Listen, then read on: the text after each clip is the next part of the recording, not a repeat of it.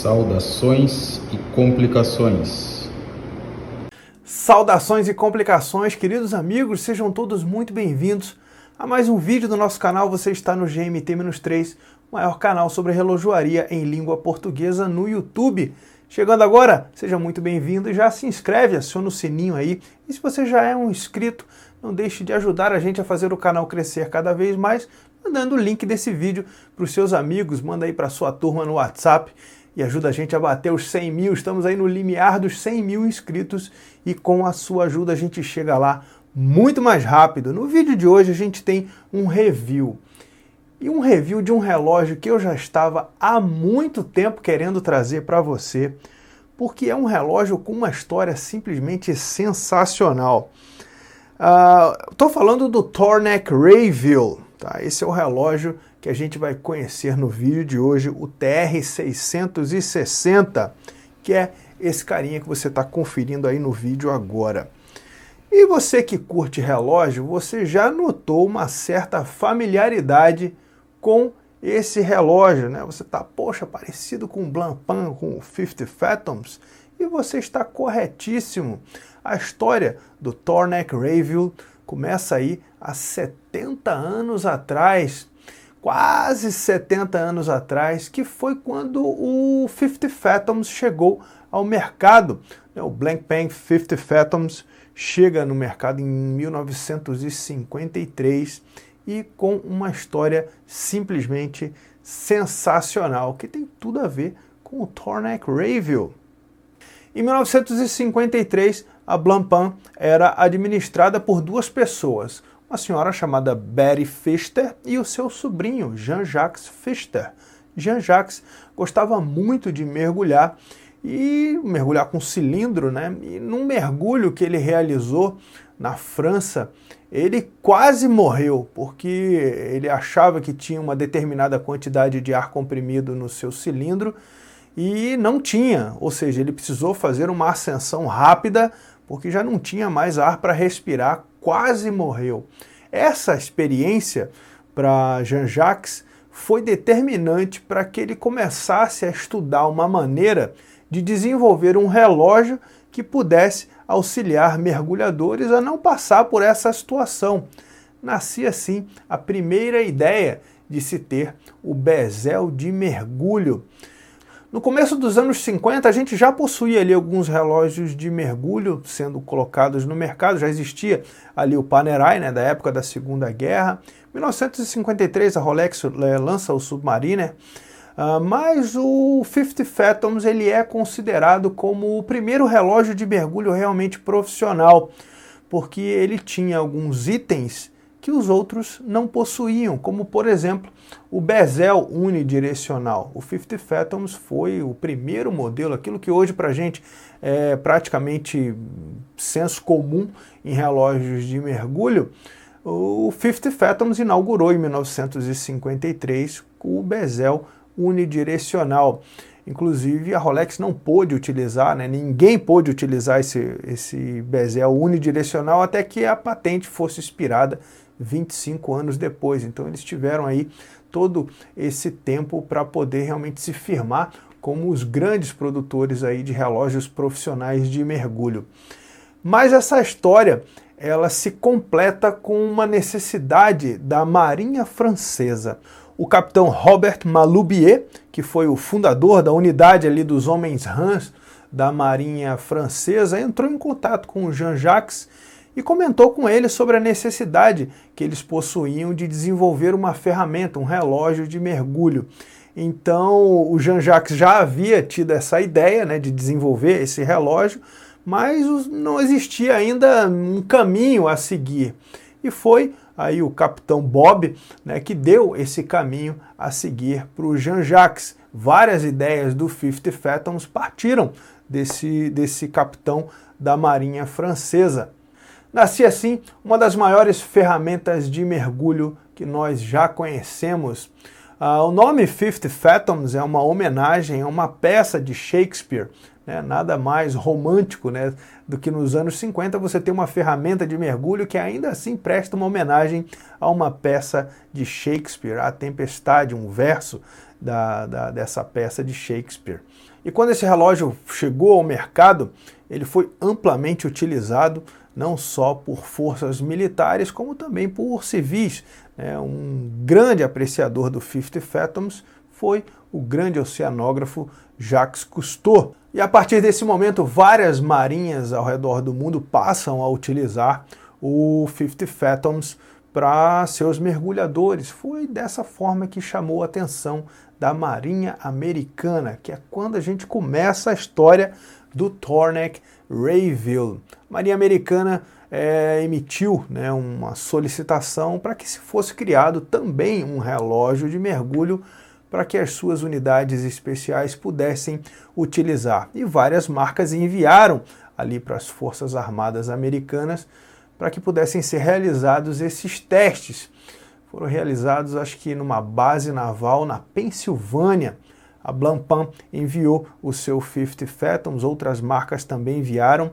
A Bulova mandou esse modelo 1000 Ships que a gente tem relançado nos dias de hoje, presta sua homenagem ao modelo que a Bulova enviou para teste ali pela Marinha Americana, mas esse relógio não passou nas qualificações exigidas pelas Forças Armadas. E quando a Marinha Americana foi devolver os relógios enviados para teste para a Blancpain, eles ficaram tão surpresos com o desempenho do relógio que eles disseram para a Blancpain: olha, nós não temos sequer uma sugestão de melhoria para o relógio de tão perfeito que ele é. Os mergulhadores realmente gostaram bastante. Aí a gente já está falando do Blancpain Mil-Spec, O termo Mil-Spec quer dizer Military Specifications, O relógio foi feito para atingir especificações militares. E os caras ficaram simplesmente apaixonados pelo relógio. Tamanho era o desempenho dele em atividade. Os itens que os caras mais gostaram. O relógio ele era automático, e a Blancpain desenvolveu o relógio automático para que o mergulhador não precisasse ficar puxando a coroa ali toda hora para dar corda, o que poderia desgastar ali a coroa e também ocasionar a entrada de água. A gente está falando de mergulhadores, então a água com certeza era uma constante na vida dos caras. A coroa rosqueável, o relógio ele na coroa possuía 2 O-rings de borracha, Não, até então nenhum relógio tinha essa especificação, que é claro deixava ele ainda mais protegido contra a ação d'água. Que mais aqui? O relógio ele era jateado, Ele foi produzido jateado para que não houvesse ali nenhuma chance do inimigo detectar a presença dele ali através de um reflexo, alguma superfície que pudesse refletir a presença do mergulhador. O relógio ele era tinha partes feitas de aço mole, o que o deixava ele tanto antimagnético, ou seja, o relógio ele não se influenciava por campos magnéticos, como também não magnético, ou seja, ele não tinha nenhuma assinatura metálica caso o mergulhador estivesse utilizando ele em determinada missão. E um grande detalhe também que os mergulhadores curtiam bastante era um sensor de umidade que esse relógio possuía, um pequeno disco ali que ele tinha 2 cores e caso entrasse umidade no relógio, o disco ficava da mesma cor. Como os relógios não eram propriedade do mergulhador e sim da Marinha Americana, a primeira coisa que eles prestavam atenção quando eles iam retirar o relógio para efetuar suas missões era se o sensor estava funcionando corretamente. Se ele notasse ali que tinha as 2 cores, o relógio estava funcionando, então ele poderia utilizar o relógio para o mergulho. Era muito importante isso porque o mergulhador sabia que ele ia confiar a vida dele para aquele equipamento. Então esse sensor dava uma segurança ao mergulhador de saber que o relógio estava em ordem. Imagina, ele pega lá para fazer o mergulho, vai lá antes de pegar o equipamento para fazer o mergulho e ele olha lá, tá com umidade, ele simplesmente ia recusar o relógio para realizar a missão. Foi aí que começou um grande problema tanto para a Blancpain quanto para a Marinha Americana. O relógio era simplesmente perfeito, magnífico, todo mundo queria utilizar, mas tinha a lei chamada Buy American Act. Ao final da Segunda Guerra Mundial, foi promulgada uma lei nos Estados Unidos dizendo que todo equipamento militar deveria ser produzido nos Estados Unidos. Logo, é claro, a Blancpain não poderia fornecer esses relógios para a Marinha Americana. Mas aí o importador dessa marca lá nos Estados Unidos teve uma ideia simplesmente sensacional. O nome dele era Alan Tornek. Ele tinha uma empresa lá em Nova York e importava os Blancpain para os Estados Unidos. Ele foi lá na fábrica e falou: olha, tá lá, todo mundo quer comprar, mas o relógio não pode ser suíço. Então o que a gente vai fazer? Você vai produzir o relógio e você vai trocar o mostrador, vai tirar toda a referência à Suíça na parte ali externa do relógio. Então foi substituído, né, o nome Blancpain 50 Fathoms pelo sobrenome dele, Tornek. A palavra Rayville é um anagrama da cidade onde Blancpain era sediada, né, Villeret, na Suíça. E ainda colocaram ali o S para ter bastante certeza que era um produto americano. Através dessa sacada do Alan Tornek foi possibilitado que a marca pudesse, né, entrar nos Estados Unidos. Então a gente tinha um Blancpain que era maquiado de Tornek Rayville.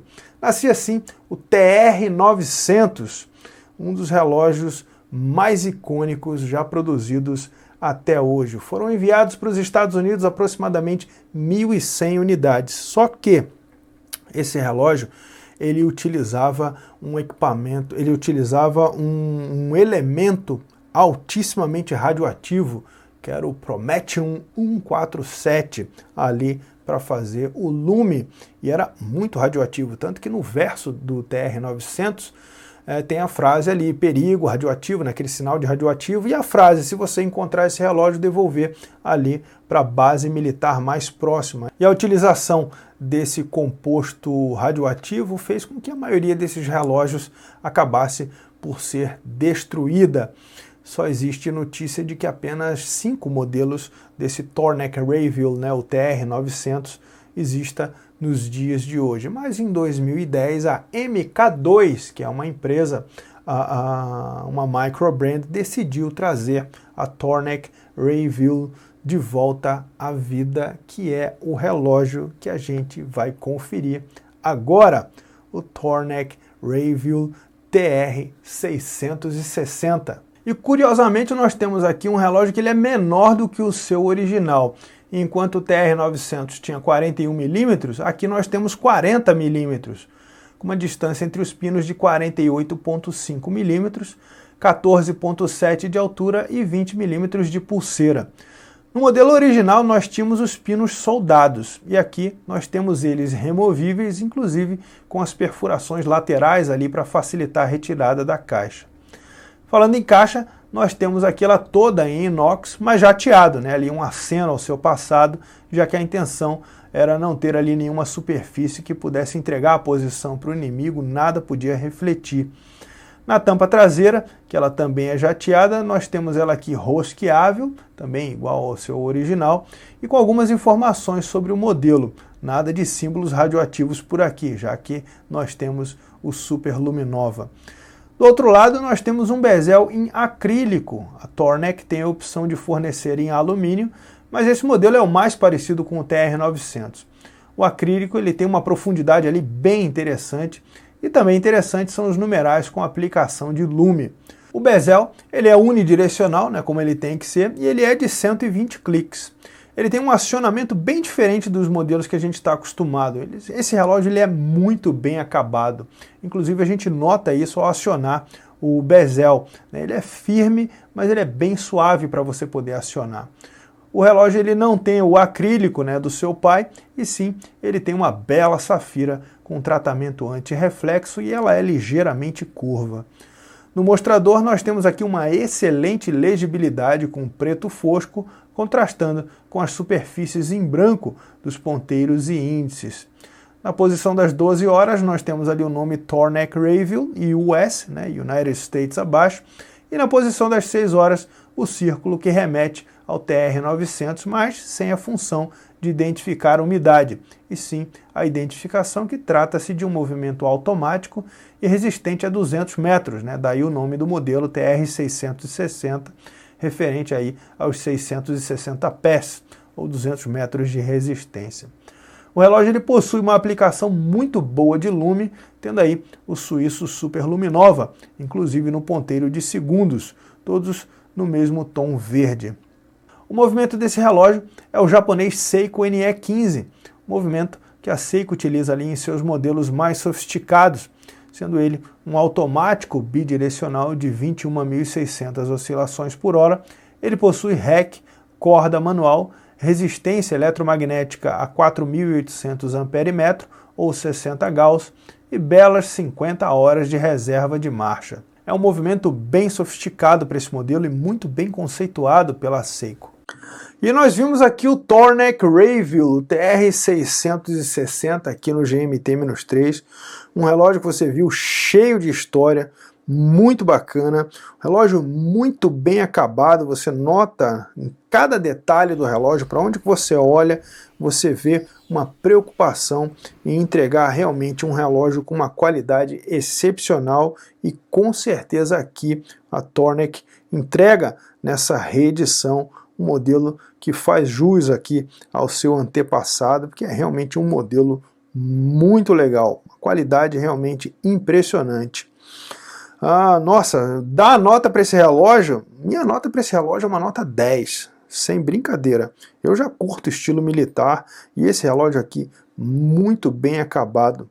Dito a nota, eu vou dizer para você a única coisa que eu não curti em todo o processo de trazer esse relógio para você. A comunicação com a Tornaq Rayville foi muito ruim, pelo menos da minha parte, né? Eu entrei em contato com eles para efetuar compra, mandei alguns e-mails fazendo algumas perguntas, né, para poder trazer conteúdo para você. Os caras não responderam e-mail. Quando a gente entra em contato com uma empresa, né, a gente não está querendo festa, nem né, jogar confete para o alto, mas que a empresa entre em contato, responda você, né? E isso não aconteceu, tá? Então, aconteceu comigo, né? De repente você tenta, você tem mais sucesso do que eu, mas é algo digno de nota. A comunicação com a empresa realmente eu não curti bastante, mas o produto que eles fazem realmente excelente. Tornaq Rayville aqui. O preço desse relógio, $1.000, $1.000 e poucos com imposto, vai dar $1.000 e poucos. Esse relógio ele vem com a pulseira nato preta, eu comprei essa nato caqui para testar, que na minha opinião ficou mais bonita que a preta, né? E deu em torno de $1.100. Prós e contra, é um modelo, se você curte o 50 Fathoms, é um modelo muito mais barato, 15, 16 vezes mais barato do que o 50 Fathoms. Tem todo o estilo e toda a história, realmente um relógio que chama atenção, muito bonito mesmo, e é claro, bem mais em conta. E um contra é que as edições são bem limitadas, então se você entrar no site agora da Tornaq Rayville, você vai encontrar lá só para você deixar seu e-mail e a hora que eles colocarem um novo lote, eles te avisarem. Eu coloquei em julho do ano passado, recebi o relógio em janeiro. E agora quem fez esse pedido, acho que em janeiro, vai receber no final do verão deles lá, que deve dar ali lá para julho também. Então, mesma coisa, né? Então você vai conseguir comprar esse relógio em julho, você paga a metade, e aí lá para outubro, novembro, você paga a outra metade e recebe o relógio a partir de dezembro, né? Mas aí o meu chegou em janeiro. Esse também é um contra, né? Então é realmente difícil de você encontrar esse modelo à venda por isso. Você precisa ter um pouquinho de paciência, mas vai valer a pena, porque o relógio é muito bom.